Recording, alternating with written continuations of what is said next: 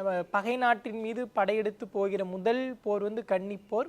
அதே போல வேட்டையாடுவதற்காக முதலில் செல்வது கன்னி வேட்டை அப்படின்னு வந்து அழைக்கப்படுது. இந்த கன்னி வேட்டைக்காக திண்ணனாரோடு சேர்ந்து வேடவர் குல வீரர்களும் புறப்பட்டு போறாங்க. இப்படி புறப்பட்டு போய் அந்த பன்றிகளும் புலிகளும் நாசம் செய்யக்கூடிய இடத்தை அடைகிறாங்க. இப்போ இந்த இடத்தில் பன்றிகளை எல்லாம் துரத்தி கொண்டு திண்ணனாரும் அவருடைய நண்பர்களும் காணன் நாடன் அப்படின்னு என்று சொல்லக்கூடிய நண்பர்களும் துரத்தி கொண்டு ஓடுகிறாள். அந்த பன்றி ரொம்ப தூரம் ஓடிடுச்சு. அது ஒரு வழியா அது எங்கே போயிடுச்சுன்னா காலத்தியப்பர் வாழக்கூடிய அந்த மலைக்கு கீழே வரைக்கும் இந்த பன்றி போயிருந்து அந்த இடத்துல இவங்க அந்த பன்றியை வீழ்த்திடுறாங்க.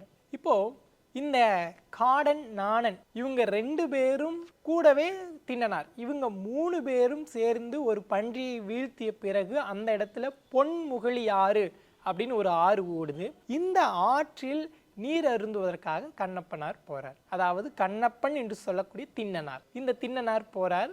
அங்கே பொன்முகலி ஆற்றங்கரையில நீரை வந்து அருந்துவதற்காக இப்படி நீரை அள்ளி கிட்ட கொண்டு போறார். அப்போ அந்த சமயத்தில் நாணன் கூறுகிறான், நம்ம இங்க பக்கத்துல இருக்கக்கூடிய மலை மீது குடுமித்தேவர்னு சொல்லக்கூடிய ஒருவர் இருக்கிறாரு,